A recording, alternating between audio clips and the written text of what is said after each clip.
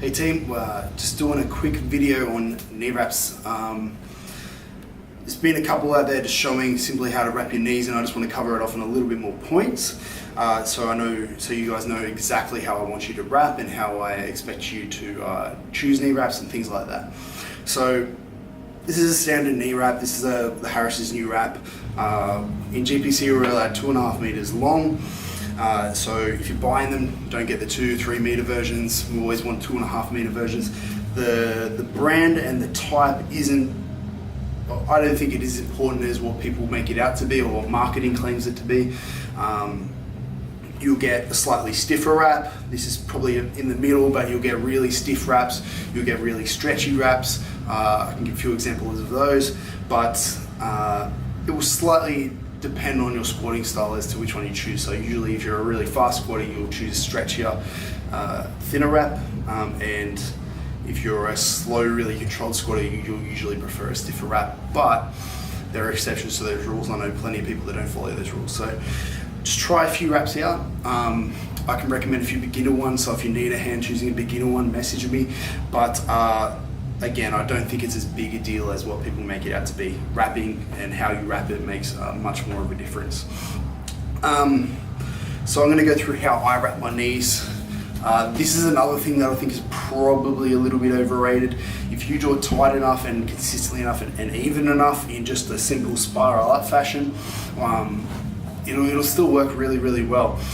So these people doing like crazy crossover versions and saying that their version of wrapping is by far the most superior wrap, I call maybe a little bit of bias or maybe a bit of over exaggeration on that. At the end of the day, what matters is consistency in how you wrap, consistency in how tight you wrap throughout the entire length of the wrap, and kind of the coverage as well. So how we like to do it is we like to wrap in a fairly concise manner. I like to wrap from just below where your tendon attaches. You'll feel a little bump below your knee here to just above the kneecap, maybe a little bit higher on the quad for some people, but no higher than this. So this is the range we want to do.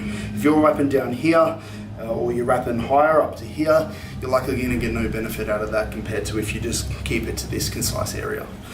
So how I wrap is I start with it across the top and gonna lock it down there. I've cut the kneecap kind of in half, or at least kind of atop the quad here.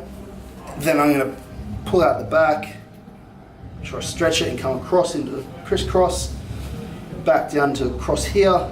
If I was using a much stretchier wrap, I might do another crisscross, but on this one it's a nice stiff wrap, so I'm just gonna come down and around the bottom. Again, I'm going just below that point, and then I'm going to come back up, cutting the wrap approximately in half each time, and usually you'll get 4 or so wraps up, again dependent kind of on the wrap. But and then at the top, just going to grab it and tie it off, and then just give it a little bit of a tighten up there, and that'll get us. So you see, I don't have a huge amount of coverage, but that's all we need. That's all that's going to bend in the squat.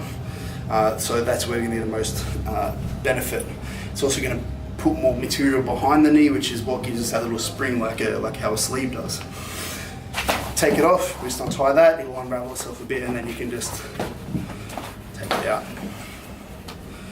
So a couple of little extra points as to what I was doing there is that if you're doing this, come across and then going like grabbing it out here and coming around, and then doing these one and coming around, as compared to how I was doing it, which was just kind of enough like this, like holding it here nice and close and coming across.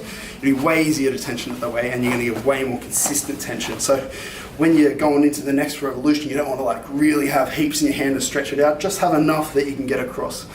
You'll get way more consistency, and plus it'll be a lot easier on your wrappers or your points. Last point, when you're getting wrapped yourself, cord on, knee extended, lock it in.